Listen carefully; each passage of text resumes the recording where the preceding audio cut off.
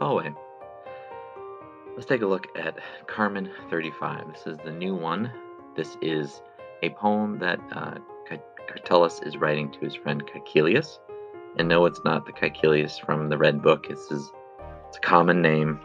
And so in this poem, he is writing to his friend, inviting him to come and talk to him. They have some things that they want to discuss, or he has some things that he wants to discuss with Caecilius. This is your poem. It's 18 lines. Let's first do what we always do and do the scanning of it. We have the line poetae tenero meo sodali in the first. And let's just go ahead and scan this. Right, easy peasy. This is just hendecasyllabic, the same as we've always been doing. 11 syllables. It follows a very specific pattern. Poetae tenero meo sodali. Next line, easy peasy. Welim kai kilio papai redikas. See that rhythm? It's very important that you get that rhythm down. Once you understand the rhythm of the hendecasyllabic, it's really easy to do. Veronam veniat novi relinquens. Nothing weird so far. Comi moini alarium quelitus. That's the rhythm of the hendecasyllabic, just like that. Nothing strange in here, not so far. Coming up to line 5, there is something a little strange.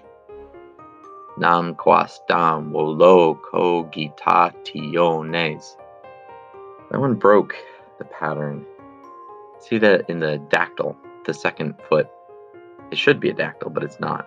What Catullus has done, and he's done this before, and he'll continue to do this, is that he'll break the dactyl. It's okay. It's all right for a poet to do this. It's not what we want him to do. In line 6, we have an elision.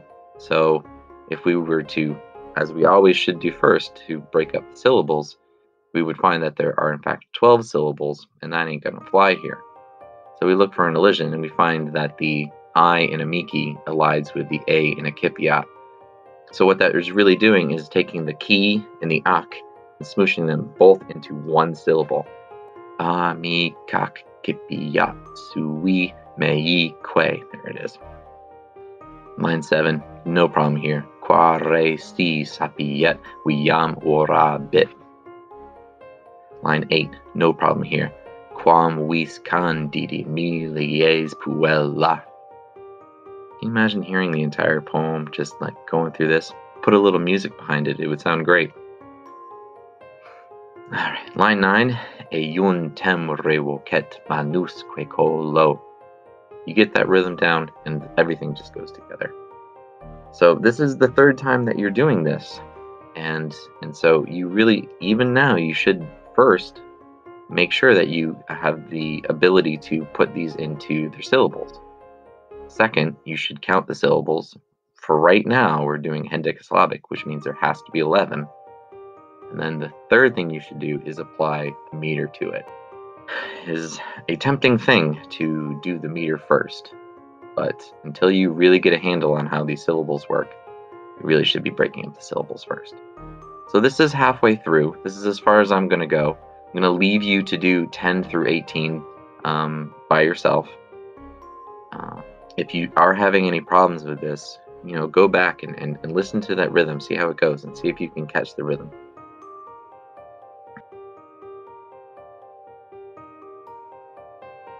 Okay, so this is a task that I'm going to ask you to do this week. And I know it's going to be difficult because I asked you not to use your sacred charts anymore. You still may, up to a point. What you really shouldn't do is rely on them for everything.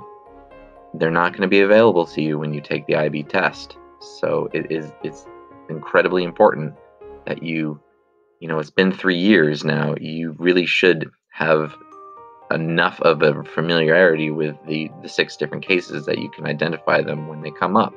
Some ones are going to be harder than others. The datives and the genitives are going to be harder than others. But if you can't identify nominatives and accusatives and ablatives by now, then we need to talk. I know I just said that we need to treat poetry like music.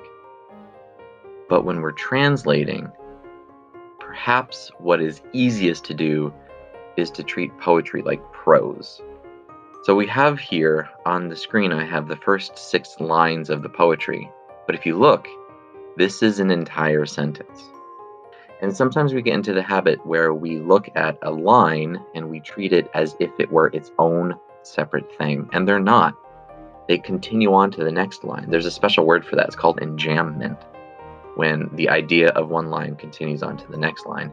And it's super common.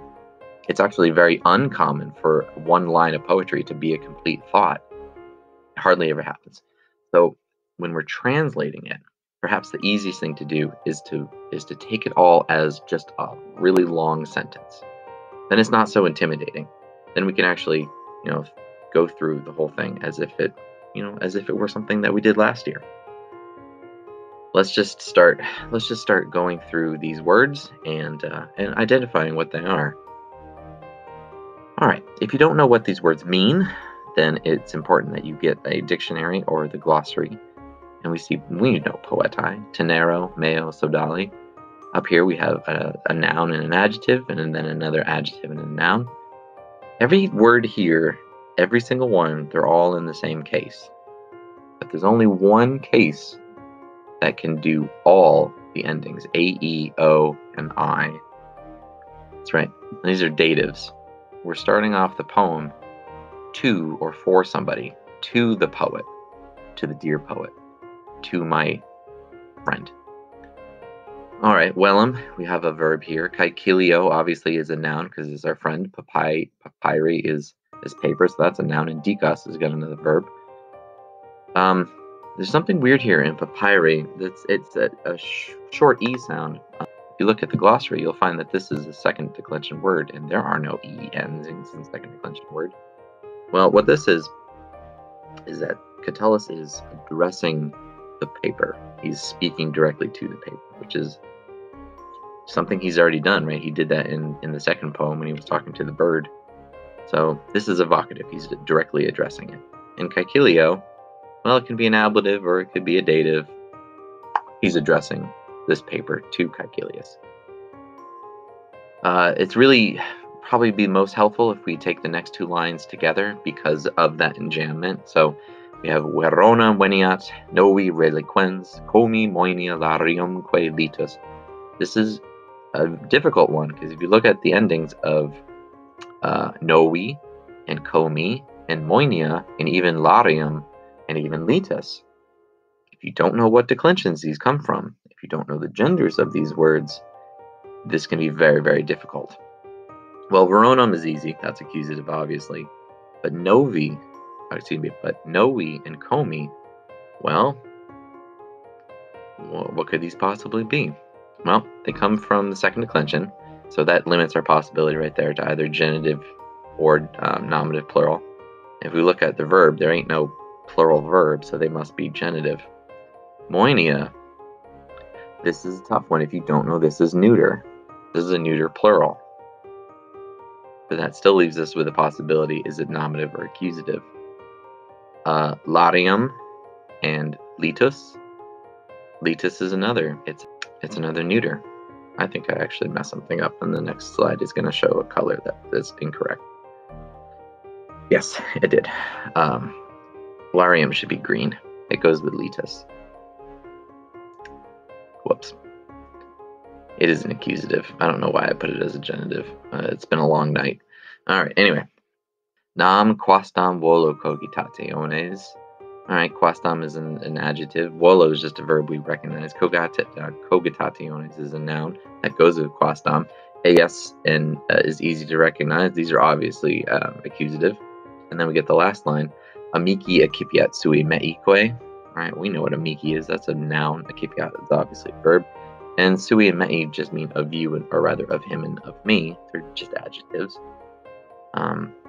So amici, again, can be nominative plural, or it can be genitive. We look at the verb, well, it can't be nominative plural, so it's got to be genitive. So we've identified all the nouns.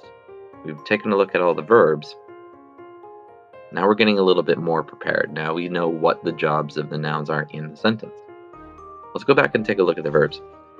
4 out of 5 of the verbs in this selection are special. What's special about them?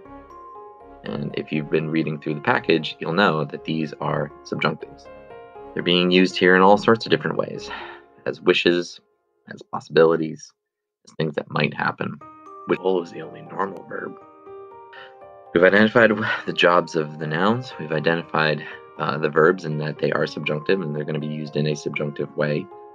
But now that we have everything, now we can start putting it all together. Remember, let's just treat this as if it were just a long sentence, right?